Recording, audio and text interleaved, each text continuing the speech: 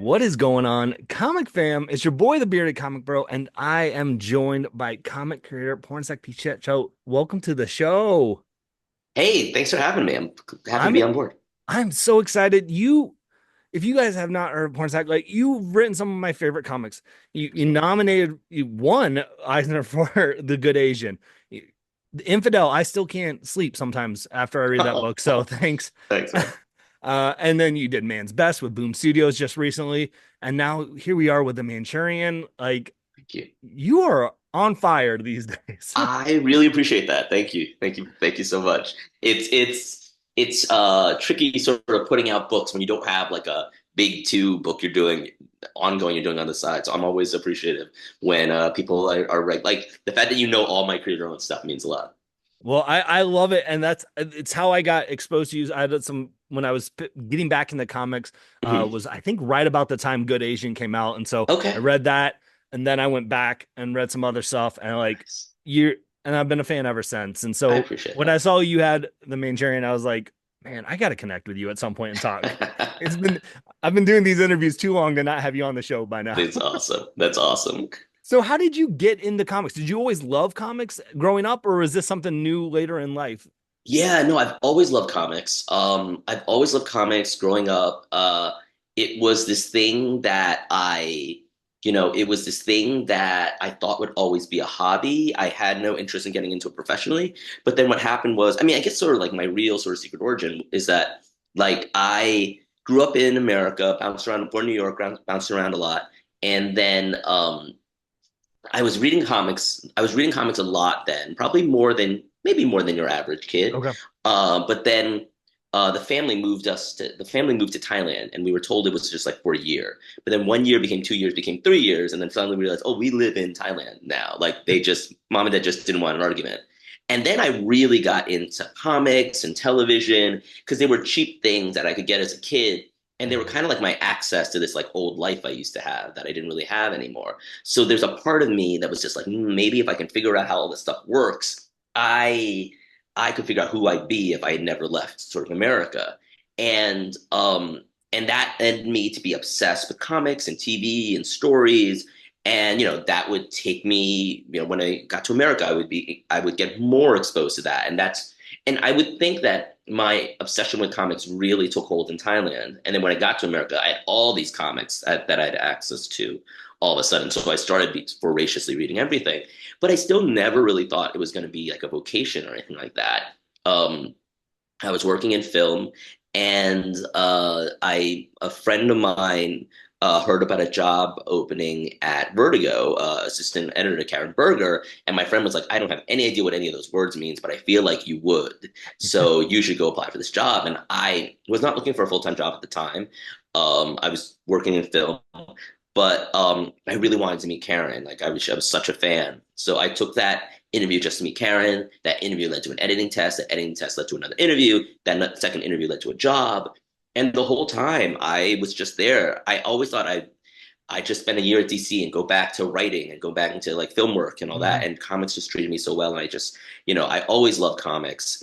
And then it just became a place where like I could do, all these things that I knew and I loved, I could kind of use. And that's kind of how I ended up editing comics, which would eventually lead for me to move out to LA to be part of DC's, to help start DC's TV department. And then I would have eventually transitioned to my own writing. So how much of, being an editor and getting Yeah. that perspective of what it takes to be an editor in comics prepared you to, for being a writer in comics as well?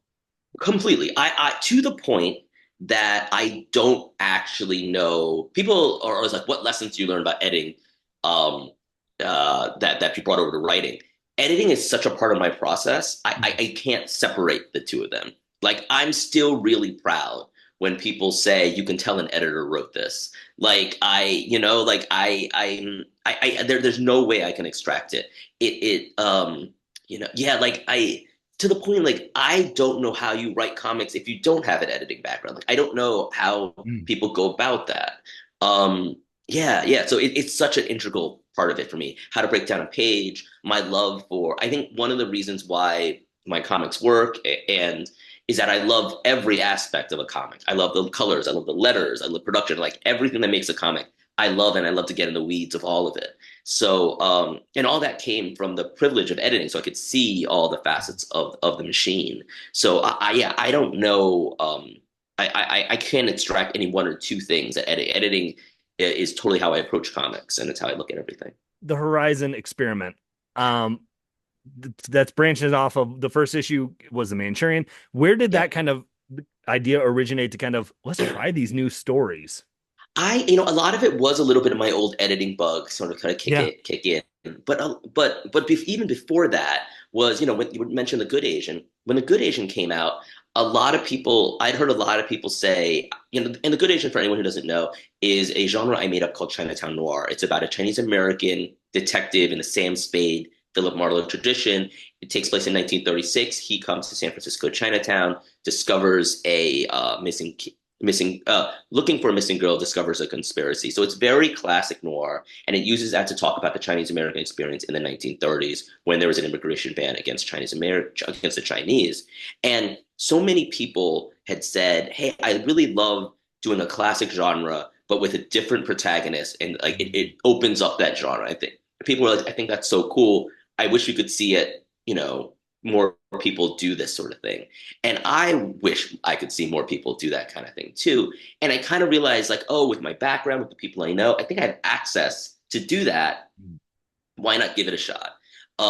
With all of my books, all my image books specifically, I kind of go in being like, I don't know if this book can sustain itself. I don't know if I can break even making this book, but I just feel like this book should exist. So let's give it a shot.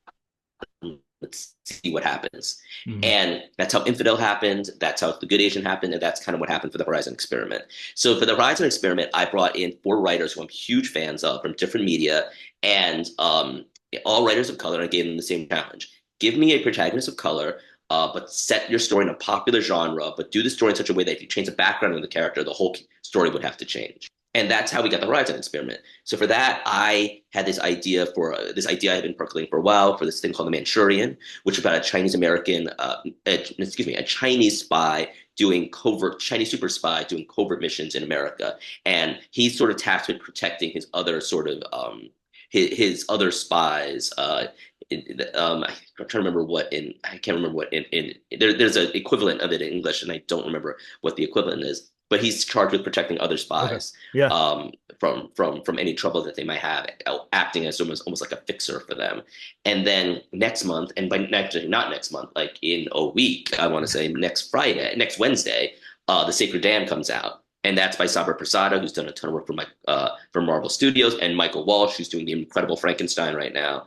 And they're doing The Sacred Dam, which is about a Muslim exorcist. And the thing I loved about that, as soon as I heard it, was that, like, oh my God, every exorcism possession story we hear is from the Catholic Christian perspective. I've never heard it mm. in Western entertainment from a different perspective.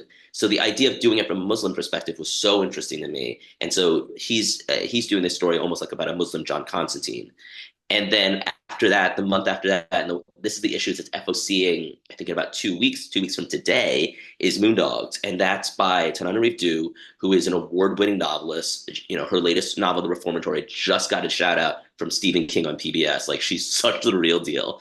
Putting her together with Kelsey Ramsley, an Afro-British artist, and they're doing a book called Moondogs, which is about East African werewolves secretly living in Miami. And what's really cool about that is Tananarive took this actual lore about were hyenas and and made the mythology being like, well, how does were hyenas, which is a smaller set, interact with the bigger sect of sort of like werewolves? So it's very much a story about being a minority within a minority. Mm.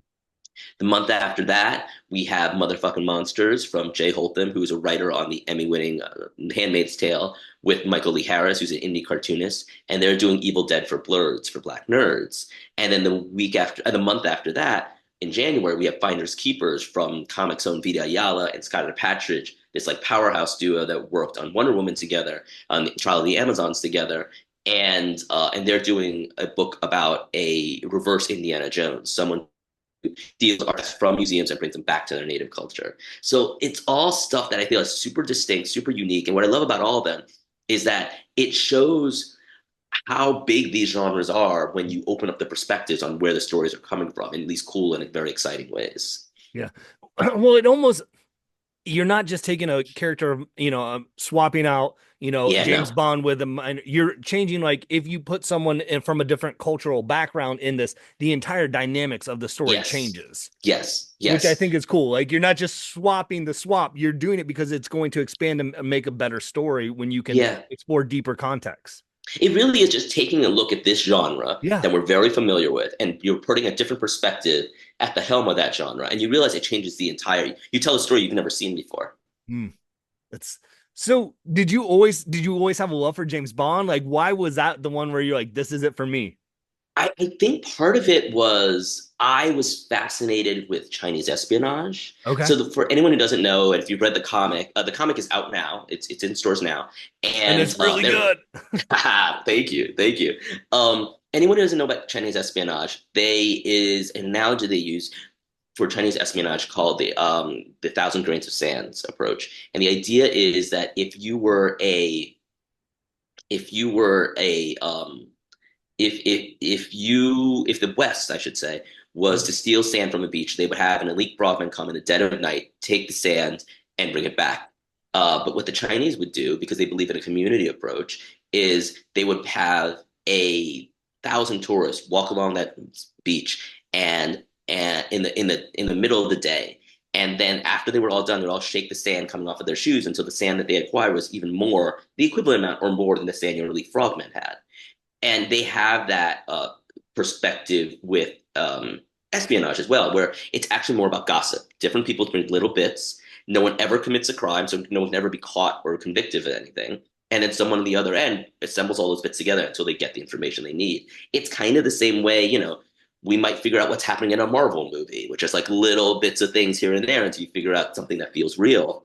And yeah, and I was fascinated by that approach to espionage, which is so different from the Western approach. And the Manchurian is about a fixer who's charged with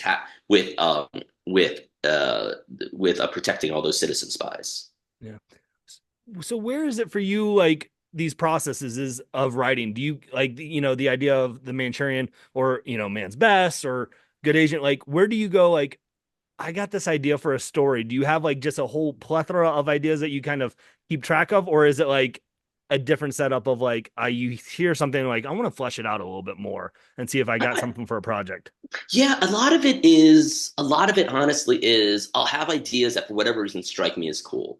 Yeah. There's like, ooh, there seems like there's something here. Like a spy that protects other spies seems like there's something here. But the Manchurian was an idea I had cooking around for a while. And that would lead me to be more into Chinese espionage. And I did a short story for another publisher involving Chinese espionage before this. And but the Manchurian was an idea I had for a while, but I just didn't know. I didn't know what I had to say with it. I thought it was, oh, that's a cool setup, but until I actually have something I want to say, then it doesn't really feel like a story to me. And so for me, what the Manchurian ended up being about was, as I was writing, it's like, oh, this is really interesting. It is, at the end of the day, this is about one of the things I learned when writing the Manchurian was it is very tempting to think the opposite of community is the individual. But Mm. what I learned writing the Manchurian is, oh, that's not actually true. The opposite of community is a corporation. A corporation is when an individual disappears. A community is where each individual is very present and they're each contributing. That's what a community is. And so the Manchurian sits along that middle line where he's helping communities fight corporations. And so the the instinct of that's an idea that something I'm grasping towards, that's when I realize I have a story. And if we do more Manchurian, like that is the thing that I feel most interested in exploring. But that's kind of how the setups, I probably do have like a million kind of like setups for ideas. I think like, oh, this is cool, and you file them away. But I haven't really figured out a way to make them a captivating story and has something to say. And when I figure that part out, that's when I realize like, okay, it's time to work on that now. Nice. What I love too is I believe it was in the back of this issue, as you're trying to get your team for the Manchurian, you're like, what if we get like a Terry Dotson type, artist on the book? And you're Yeah. like, why don't we just get Terry Dotson? Pretty much, pretty much. I remember there was artists I had in mind, and I was talking about it with Will, and then he was like, "Yeah, I like it. The reason why I like this person is because like I feel like there's a real like Terry Dodson. They're very slow, but they have a like good Terry Dodson vibe." And Will was just like, "Why don't we just get Terry Dodson then? If that's what you're looking for." It's like, "Oh yeah, why don't we do that?" So how do you, as a writer, being especially coming from your editing background, I feel like you want very certain specific things to happen when you're putting together a comic. So how do you kind of go about figuring out what the right team is for a book for you? Oh, that's interesting. I mean, it all starts with an artist. Okay. It all starts with what the story wants to execute. So, like for Infidel, we knew we wanted someone who could do somewhat not quite photorealistic art because that can kind of be sort of boring and stiff, but someone that whose art was kind of realistic but could also do horror. And that wasn't that's a pretty hard fit. It's better, easier now, but it was a hard fit to find at the time. So then it was just like, who do we can find that we think we can do that? You know, for the good Asian, I wanted something more stripped down, a little, a little bit more, for better or worse, I see noir in that sort of Bruce Timm, Darwin Cook kind of vein. I wanted something a little bit more stylized, and so we can kind of go harder with stuff, and that's what led us to Alex. For Manchurian, it was we need some. This is about because we're doing it very much in that James Bond vein. This is about beautiful people in beautiful locations doing cool action, and that's everything that Terry does. So, it's very much about like what the story wants. Yeah. One of the things you mentioned, The Good Asian, and it's so Yeah. good. I Thank you. love that book. But I noticed reading it, you're talking about this kind of classic crime noir style book, Yeah. and you have these moments where you're kind of getting to see a little perspective of the detective Yeah. as like the little red boxes, kind of like where he's noticing something. Was that something that you knew from the get-go you wanted to do, or was it kind of an artistic decision that you as a team made that decision? That was something I knew from the get-go I wanted to do. I think one of the things that actually surprised me is that television has been really good about finding all these cinematic tricks to show you like how a detective thinks. But I was kind of shocked that I didn't see much in the way of comics doing that. So that felt like an opportunity for me to be like, okay, so what can we do with the language of comics to show how a detective thinks? Yeah.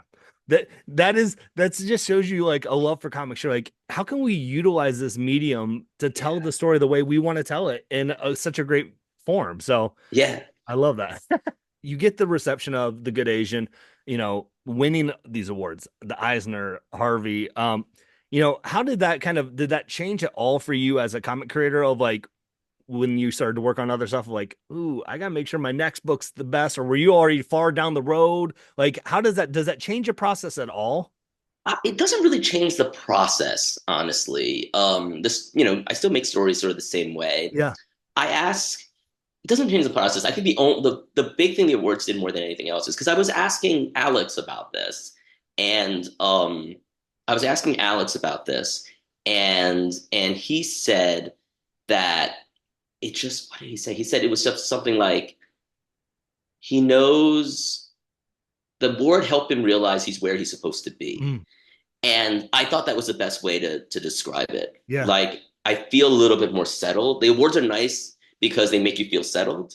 Both awards certainly make you feel settled, but they don't actually change the process at all. Yeah. It almost is like maybe a little validation of like, hey, we know what we're doing, what we're creating. We're in the right world.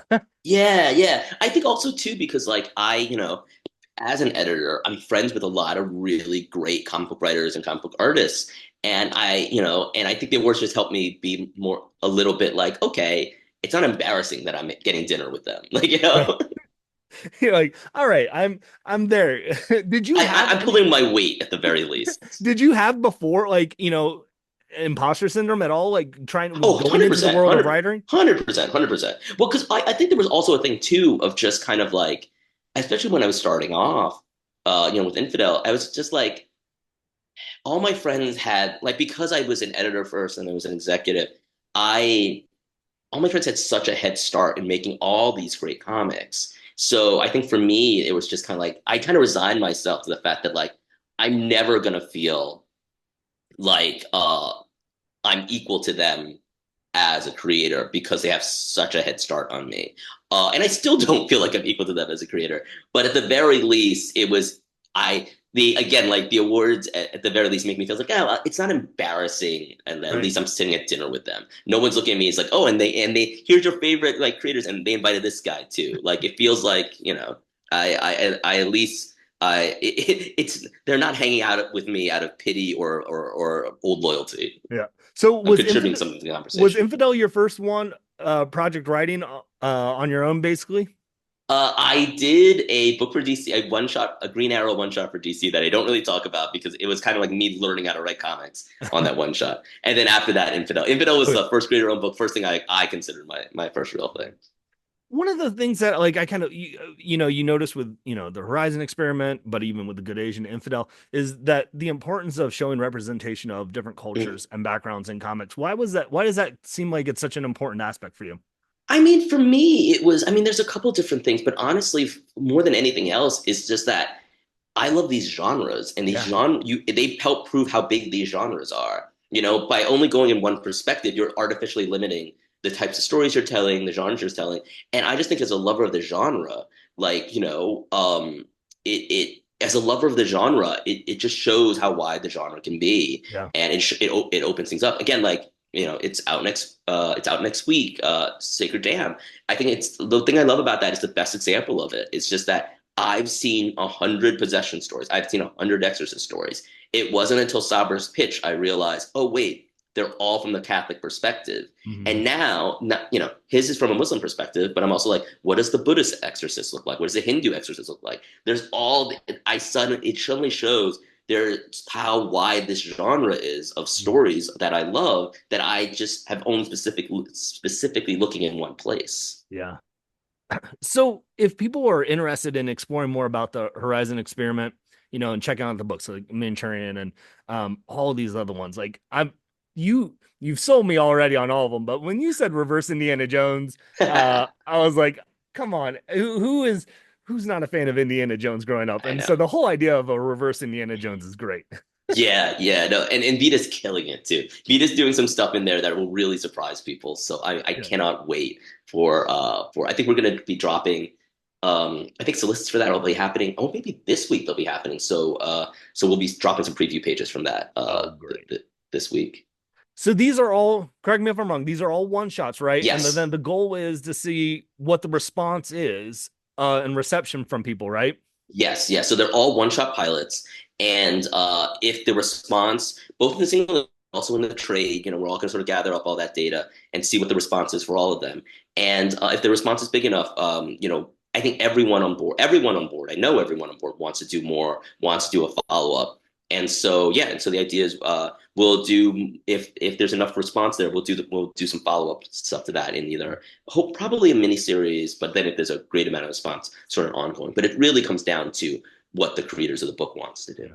Is is this kind of idea also spawn off of, your work and background of TV? Because I feel like this is very much a TV style move of like we create a fully produced one episode pilot, we kind of pitch it around, see what people like, and then we go for it. You don't see it It, too often with one shots, I don't think, in comics. yeah, yeah. I mean, it definitely is. It definitely comes from my background. TV makes pilots more easy accessible in my brain. But the thing I love about it too is that it's the root of comics, right? Yeah. Like, DC's Showcase, that was very much like this. But then you had books like DC First Issue Special, Top Cow's pilot season, what Warren Ellis did with Apparat. Like the pilot format for comics kind of is, Amazing Fantasy 15. Like it is in the roots of comics and that we kind of just like let slide. And I kind of love the idea of that it's part of this tradition. Yeah. And so, gang, go out, support it. And one of the things I think that is really important about, especially with comic books, is if you like it, talk about it. Yeah, I love that about comics. Yes. So, what is, have you, now that like the Manchurian is the first one that's been out, have you Yeah. been able to, have interaction, obviously, or, our interview and stuff like the response from people of like in shops of things of Manchurian? Have you, I've been really grateful for the response has been great, honestly. It's the best review thing I've had since The Good Asian, and The Good Asian was really well reviewed. So I'm really grateful for the love people have for it. nice. So, well, I want to respect your time, Pornsak. So, what else do you got working on that you want to talk about, or is this is your main focus right now? This is my main focus right now. It's going to be my main focus. Talking about this will be my main focus until at least January.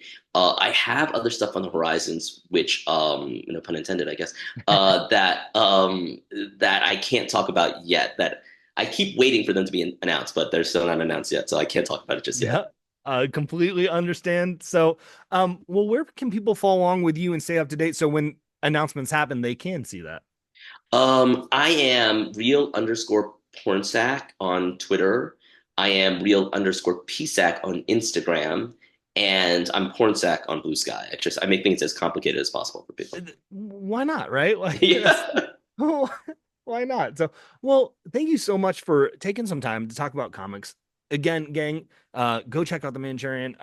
Go support. Look at. I think it's actually in the Manchurian all the lists of all the books too, right? Yes, From yes, it the is. uh, Yeah, see which one fits you. You know which one you like. Try them out, and I'm excited to see because all these different creators, like you've got a who's who of creators on these projects. thanks. So And I'm really excited by everyone here. I think there's such fresh, interesting voices. A lot of people are going to be future superstars. A lot of people already are superstars. So it's a great. I love the mix. yeah. Well, gang, go check it out. Go support. And if you haven't checked out Good Asian or Infidel, like go find those books. And Man's Best comes out trade, I think, here soon from Boom Studios, right? Yes, that's true. Man's Best Trade. I have to start talking about that. Man's Best Trade comes out in December, I think, right before Christmas. So Yeah. that's me and Jesse Lonergan doing our Homeward Bound in Space. Yeah. Which again, that cell line right there, Homer Bound in Space. And then you obviously I love your writing, but when you pair that art with that book, like it's Jesse is gorgeous. so good. Jesse is so good. I changed the entire way I write just to accommodate Jesse. Not to accommodate Jesse, to get to because I wanted to work with Jesse. And but he's so good. And I absolutely love working with him. I want to do something again with him soon. Yeah. So, gang, go check out Man's Best as well. But man, Pornsak, thank you so much for taking some time out of your busy schedule to just talk about comics with me. Yeah, no, thank you, man. Thank you for the invite. Yeah. And with that being said, gang, hopefully you can find some time to curl up, grab a book, and nerd out. Peace.